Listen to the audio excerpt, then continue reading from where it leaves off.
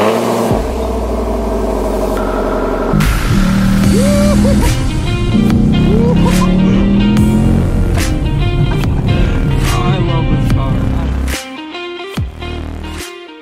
so before we head out, phone, keys, and wallet.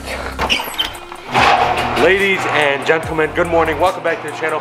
Welcome back to the vlog, and welcome back to another Chicago Lane Changers episode. The Camaro is actually outside because I was just watching it. Oh my god, it is very bright outside.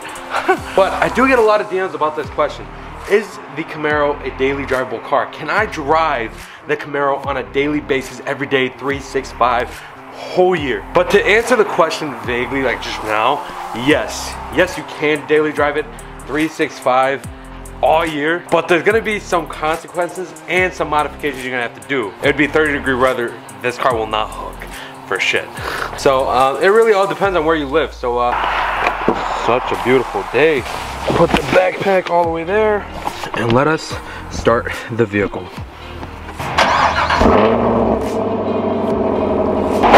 Power, baby. It is such a pleasure getting in here every single day.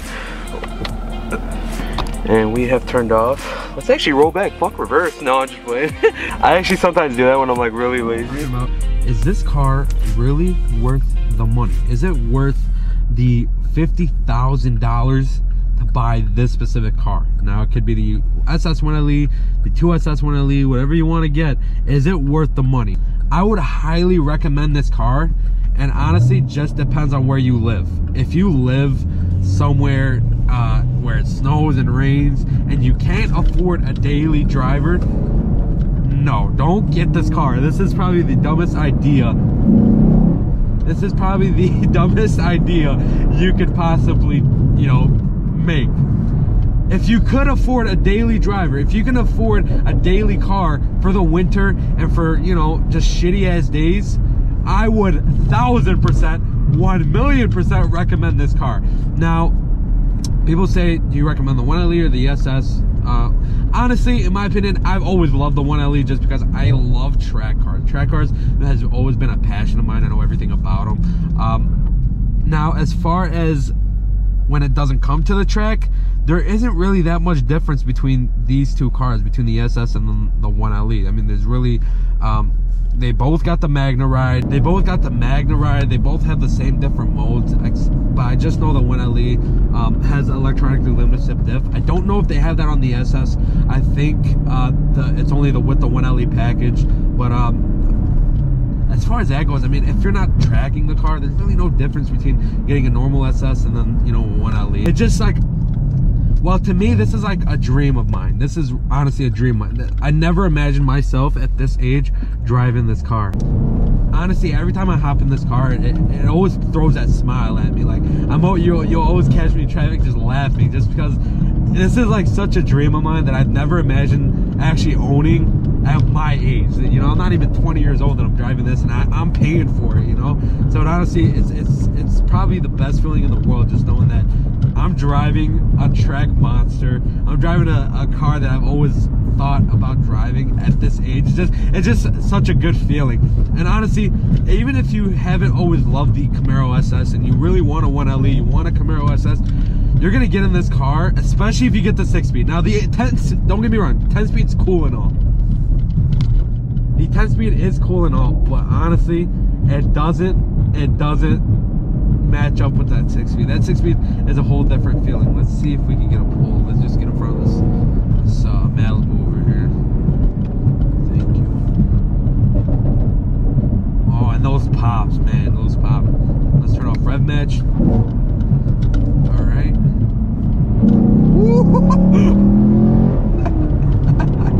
Oh, I love this car. I love this car. The 1LE package, you get the sand black hood, the sand black mirrors, you get the little wicker bill in the back, the sand black wicker bill, and you get the Alcantara interior. And as far as, you know, performance or other mods, you get the beautiful metal wheels. These are the 5-spoke, I believe. They're fucking amazing. I just love the way they look. Everybody, this is probably my favorite wheel that General Motors has ever made. other than the Grand Sport wheels from the Corvette, and definitely the Z28 wheels. Those are probably my all-time favorite. But no, these definitely are my number one. I love the wheels. But you also get the electronically limited SIP diff, which comes from the Z01. Is it worth the money? Now it all depends when it comes to you. Is it worth the 50 grand? Now let me explain. Again, if you don't like these type of cars, you don't like, now you don't care for the track, you're not gonna take this on the track, you're not gonna go crazy with it on an Autobahn track. What I mean by that, as in a circuit track, not a straight line, a circuit track, then don't get this car. This isn't for you. I would definitely recommend getting a 1SS, even if you're building it, a normal 1SS, 2SS. If you're gonna build it up and wanna go for straight line or street racing, whatever you wanna do with that car, I'd highly recommend that, because one, the electronically limited SIP diff isn't gonna hold you back. That holds you back. That limits the tire spin for the rear. So honestly, it honestly just depends on what you want to do with the car. If you're focused on more of building the car as a straight line drag car, 100% go with the 1SS. Don't even look at a 1LE. If you're looking to circuit this car and at least go full bolt on, and you actually want to race this car as in circuit track, Autobahn type shit, Willow Springs, you know what I mean, then I highly recommend you getting the 1LE. The 1LE is just a whole different beast on the track. So also with the 1LE package, you get the 305s in the rear, and then 285s in the front. Goodyear Eagle F1s. Again, mixed reviews about them. They're not that good in the rain. Obviously, it's a track tire. It's not good when it's cold out. I really want to get the Michelin Cup 2 tires or the Toyo R888Rs, but we have to see about that, because I have a special thing planned with these tires. I want to do a burnout for at least like 45 seconds and just have it as a cool video just to do. But at the end of the day, that's a lot of money. Basically spending like $600 off that video. So I don't know if I really want to do it, but I mean, who knows? Aside from the fact, you also get the heads-up display. It's standard whether you get the 1SS or the 2SS in the Camaro. I don't know if it's standard on the 1SS without the 1LE package, but I definitely know the heads-up display definitely comes with the 1LE, no matter if you get a 1SS or 2SS. You don't get the heated and cooling seats. You don't get the sunroof unless you get the 2SS. Like, you don't get the garage opener. This is basically 1SS standard things. You don't get in the 2SS. You don't get the ambient lighting. The only lighting you get is right off the screen here. Other than that, is it worth that? Is it worth the money? Yeah. Now it all comes down to what trans do you want in that car? Do you want a 10-speed? Do you want the 6-speed? Now, like this, I wish I had the 10-speed. But when it comes to straight line, open road, the 6-speed is probably the best option that I've ever done in my life. Like, I'm just so happy that I actually go. We being so kind today. Go. Let's go. I'm being kind today. Let's go. No problem. I'm being kind today. I'm sorry. But yeah, shit like this, I really wish I had the 10-speed, because this shit just 1-2. I'm honestly happy that I opted out for the 6-speed. I was really this close to getting a 10-speed in Riverside Blue, 1SS, 1LE, but I ended up not doing it, because it really, I thought about it for the long run. I got this car because I really wanted a genuine track muscle car. I wanted a raw track, you know, Chevy track car. A little nice snack down there. Oh shit, it's a GT500. Oh shit, relax. So it all comes down to the trans. You know, if you want the 10-speed, go for it. If you want the 6-speed, go for it. The crazy part is the 1LE originally came with the 6-speed, but they then said, you know, let's just throw the 10-speed in there, see if it sells. And a lot of people that I see on Instagram bought the 10-speed.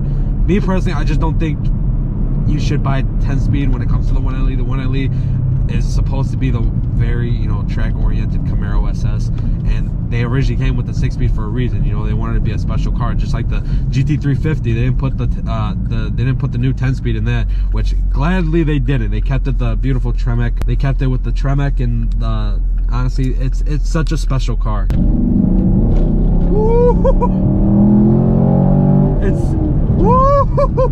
Again, like I said from before, you're gonna build this for a, you know, straight line car. 100% go for the 1SS.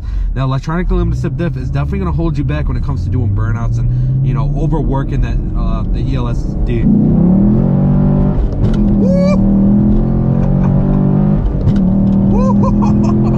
Oh my god, this thing just puts a smile on your face every time you drive it. Like, it's just such a good feeling. Oh my god. If you want to just drive this thing and you just want to experience how you know how much of a beast it actually is, and you want to keep it stock, you just want to keep it as a Sunday car, I'd just go with the 1SS, to be completely honest with you. If you want to build it for straight line and you know let's say quarter mile times, get the 1SS, get the 2SS, don't get the 1LE. If you want to actually take this thing on the track and experience how good of a track car it really is, get the 1LE and you won't be disappointed. You'll fall in love with the car all over again. Now, can you daily drive the car? Yes, but know your limits. Know whether or not, you know, it's raining outside. Trust me, I'm stubborn. I'm stubborn when it comes to this car. Right now, this is my only car. I am picking up a new car. Well, not a new car, but a new car in my possession in the next 2 weeks for a daily driver for the winter. But just know your limits. If it's really pouring outside, don't take the car. Don't take the Camaro. Just go and take the fucking Buick. I know everybody tells you, all my friends, oh, why are you man, it's pouring outside, why are you driving the Camaro? I don't know, man, I just really want to. But don't be stubborn when it comes to shit like that. Honestly, you're really kind of fucking yourself over, because if it really is pouring like that, the car can hydroplane. Trust me, I don't want to get into it because my dad watched these videos. I almost ate shit like 12 times in the rain, so we're not going to talk about that. But yeah, you guys, I mean, it all depends on what you guys, on how you want to build the car. As far as, you know, wanting to experience the 1LE, or you want to take this on the track, on the actual circuit track, Autobahn, whatever it is, then I would 100% recommend this car. This is worth every single penny. This thing is just so, you can feel how well built it is, you know, and it's not like, no offense to, I'm not gonna even try to be bogus or nothing, no offense to these, you know, Scat Packs and Hellcats. I've driven them. They feel cheap. They don't feel like well put together, you know, muscle cars. They feel, don't get me wrong, they feel very American just by the, you know, just sitting in it. It feels very American. This thing though, this feels so well engineered. It feels, I'm not gonna compare it to, you know, any European cars, because so many people would be like, oh, why are you comparing it to a Porsche, Audi? This thing just feels very non-American when it comes to the inside. Now, it feels so well put together, if that makes any sense, just like the European cars do.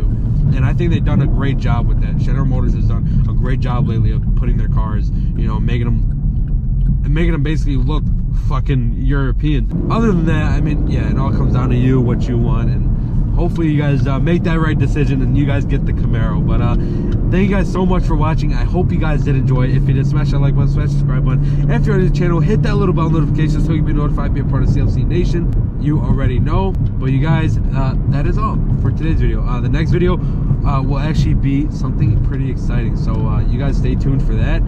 We'll get you guys one more poll. So turn traction off, turn off rev match, do it yourself.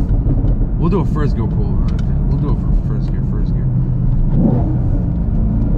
All right, and woo! Oh my god! Woo! Oh wow! Oh, I think I hit rev match mid. I hit rev match mid fucking mid pull. But thank you guys so much for watching. I'll see you guys in the next vlog. Peace.